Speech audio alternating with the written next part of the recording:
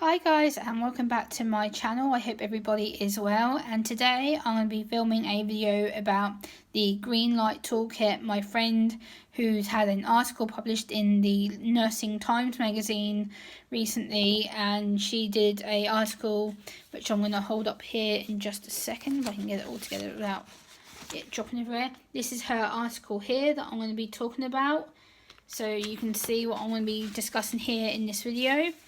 So yeah, let's get into it. The title of this is Use of a Learning Disability and Autism Toolkit in Mental Health Care. So I'm going to give you a brief introduction into this lady who wrote this article. The author of this article is a lady called Sue Bridges. She is the professional lead and now nurse consultant for learning disability and autism at the Norfolk and Suffolk NHS Foundation Trust. So that's her new job title that she recently got promoted to. And what the Green Light Toolkit is a framework to help mental health services adequately respond to the needs of people with learning disabilities and or autism, including by making reasonable adjustments. This involves an annual audit that provides ongoing monitoring of quality improvements in the key policy area. Basically, so that's what that means. And it's basically people with learning disabilities and autism should expect high quality care across NHS services.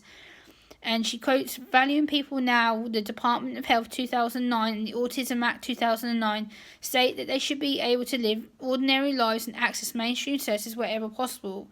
This is substantiated by legal requirement for statutory services to make reasonable adjustments for people with learning disabilities or those with autism.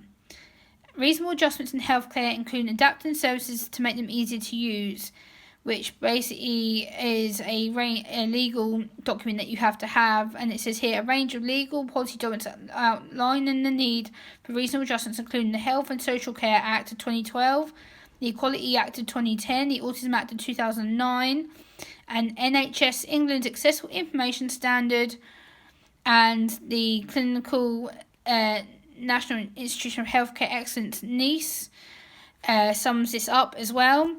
So yeah, I just thought I would tell you a little bit about what Sue does and what the Green Light Project actually is. The Green Light Toolkit ensures that mental health services provide fair access, makes reasonable adjustments, works jointly with learning disability services. This can reduce anxiety and lack of confidence among staff, which would be found to be barriers to fair access to services for people with learning disabilities or autism. By basically completing this audit that she's done, which shows that basically there's key areas that need requirement and improvement, and she's basically wrote this down on this article here. I'll link the article so you can actually see it for yourself. But as someone on the Autistic Spectrum who works with Sue in a volunteer capacity, she's done a lot of different things to help people with autism, learning disabilities access mental health services. She regularly gets us involved in project work to talk to mental health professionals to help them understand what it's like for people with autism to access services and to actually get a referral to services if they so choose or feel that they need to be referred to services. So the next thing I'm going to be talking about today is what she talks about, implementation. It says, learning disability services have changed markedly since the emergence of community-based care since the 1980s. In the NSFT, since the service redesign in 2012, people with mild learning disabilities whose main need is a mental health care are supposed to use mainstream mental health services. People with autism were already doing so. However, in 2014, it became apparent they did not have all fair access to these services. Not all staff were able to meet their needs, and reasonable adjustments were not always being made or always being understood. Having this problem been identified and having two responses to serious case reviews, the Director of Nursing set up a learning disability and autism strategy group, which identified that the Green Light Toolkit could help with monitor and improve services provision. At the time, Sue was a learning disability matron, so in September 2015, she was given a 12-month full-time secondment as project lead, responsible for implementing Green Light and delivering change throughout the NSFT.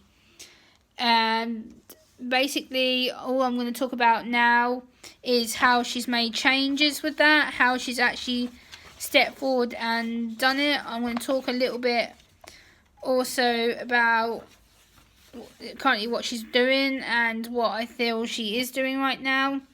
So within the NSFT, we do have shared values. So shared values are always at the heart of the framework, always at the heart of the staff and the service users that use NSFT. The first few weeks of the Green Light Toolkit was spent to clarifying the legal position on equality and inclusion. Basically, it's a volunteer-led service. It's a volunteer-led thing that staff who work within the NSFT choose to become Green Light champions to help make their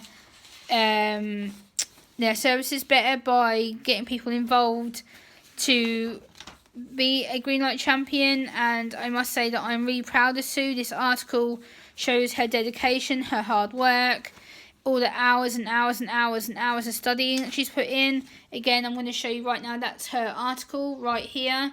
I've actually written some notes on it so she can see that I've actually been reading it and taken a real good interest in it. This article, I feel, really is going to explain a lot to nursing staff and staff within the nursing professions, that this is how they can make their services more accessible to people with autism and learning disabilities. And I think she's doing a really great job. She's a team leader. She really is a team worker, helps a lot of people to talk about the green light and what it means. As someone for myself, I'm a Green Light champion. I help to provide awareness about autism for mental health services. I regularly sit and talk to them at the Green Light Toolkit meetings I go to with Sue, and I think this is a really good advantage that Sue's doing, and it's going to be a really key piece of legislation work, and I'm glad that she's finally got herself published in the Nursing Times magazine. I have actually got the online version of this article, so I'll link that in the video description so you guys can read more about it for yourselves. If you have any questions, please put them in the comment section, and I look forward to hearing from you. Until next time, bye!